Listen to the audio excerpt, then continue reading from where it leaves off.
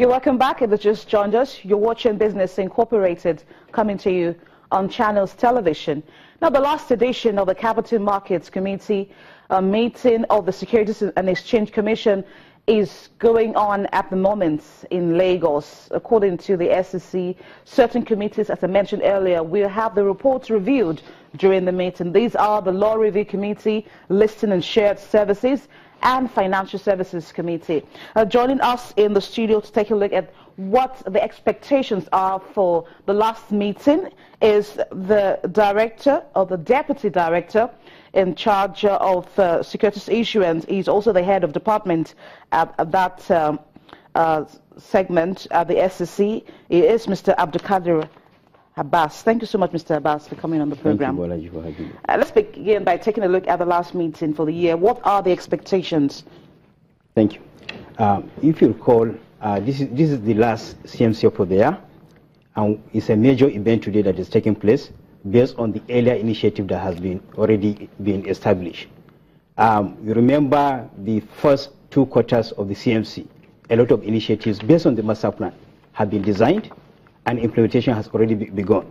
So today's CMC is going to be unique in the sense that a major initiatives will be tabled before the committee, before the House, so that members will be able now to see the impact of those initiatives that have been designed. A lot of issues have been implemented. If you remember, the direct cash settlement, the MAT, all these initiatives, e-dividend initiatives, have already been implemented based on the master plan.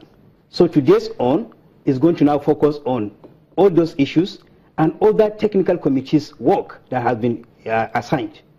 One of it, as you mentioned, is the Committee of Listing, and we have other notable committees on law reforms, which has already been mandated by the capital market to look at the laws and they propose amendment.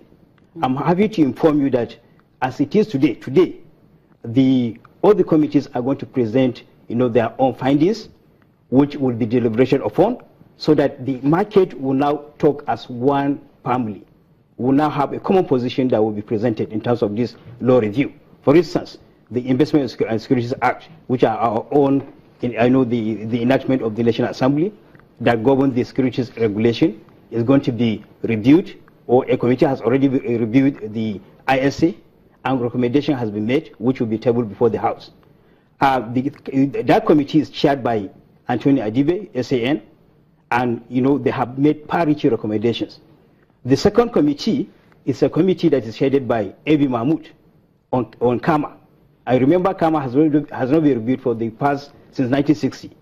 So there are a number of issues that are impediments even towards security regulation, which the committee will now make a presentation, and the House will now take a common position. Then the third committee on law reform is actually the one that is headed by Dr. Ajibade SAN. That one has to do with Financial Reporting Council Act and warehouse receipts. And that work has already been done as well, and the committee is now going to present its own finding. So you see that a lot of issues are going to be deliberated. In addition, a major event that is going to take place is, of course, the launching of National Journal. Okay, we'll talk about the launch in a moment, just before we wrap up the program. But let's step back a little bit, and that has to do with the past meetings of the CMC. How has the SEC been able to address the challenges, the numerous challenges in the capital market? Fine. If you remember, the SEC has launched a 10-year master plan, and all the challenges that have been, identified, we have come up with initiatives. The first one, the first CMC agreed on such an initiative to be drawn, which has been drawn and implemented as well. So from the first quarter of the year, we're able to now see the impact of those initiatives and then see where we are, the areas that we need to improve. Okay. Then the second CMC meeting as well, dwell on other initiatives that need to be addressed further. So what we are looking at now is, for the first quarter, yes, there were issues that have been identified, and those issues, some of them have been addressed, some are still ongoing. And you remember that the structure of the CMC now is that we have all the chief executives coming on board to discuss all these issues and other critical stakeholders in the market. Okay. So at the end of it, we'll be able to now really identify, okay, where we are, from what we have agreed to do, where are we today, and then what do we need to do moving forward. We don't have much time. I'm trying to see how much we can cover in this discussion. Let's talk about the Nigerian Journal of Securities Markets that has been launched by the SEC. Yes. In fact, today is really a major event is taking place, the launching of the Nigerian Journal of Securities Market. It's a journal that is so unique because it is unique in the sense that it is going to serve as information hub. And if you could remember, we have a lot of initiatives on financial literacy. And the way to now link up is to now provide credible information, empirical information that will be able to now serve as information for the entire market. So the journal is a journal that is going to serve as a research-based, empirically research-based journal, and a journal that will now provide, information about securities market in Nigeria. Unlike before, because this one has unique features. Okay. It has editorial board drawn from both the academia, the policy makers, and the regulators as well. It is, the chair of the board is a professor of econometrics, okay, who happens to be the chief economist of the commission. Okay. And we will have about 10 other members drawn from both the SEC and other policy makers. Okay. The journal is going to be a unique on its own because it's not unlike before. The other journal that we had about 10 years ago, we didn't even have editorial board. But under the leadership of the current DG, he set up the journal in line with the master plan. Okay. Because all these issues are being articulated in the master plan. To educate investors. Yes, and then to serve as a knowledge, even the SEC will now serve as a data bank for the entire market. All right. I just wanted to talk in a minute. We have to close the show, but in a minute, what is the outlook for next year? Great. From the SEC perspective. From the SEC perspective, the SEC is committed towards implementing this master plan, because there's one thing.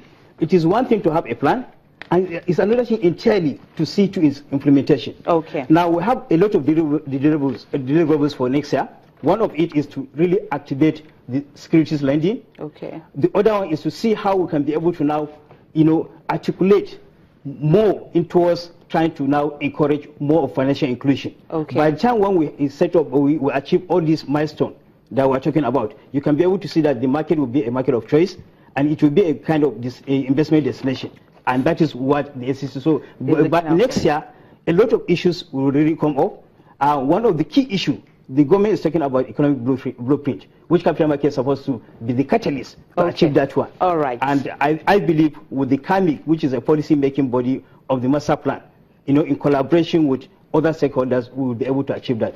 Thank you so much. I have to let you go at this point. The Deputy Director at the Securities and Exchange Commission, Mr. Abdulkadir Abbas. Now, South Africa's Treasury said that it supported the reports by a government-appointed advisory panel that suggested that a national minimum wage of 3,500 rand per month is approved. Now, that's an equivalent of $245 US. According to statements from the Finance Minister, Pravin Gordhan, the initiative is seen as an important milestone in the government's efforts over the years.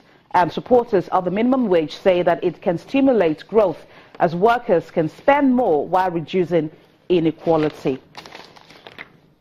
And that brings us to the end of today's edition of Business Incorporated. Thank you for being a part of the program. We hope to see you again tomorrow. I am Bolaji Akinwale.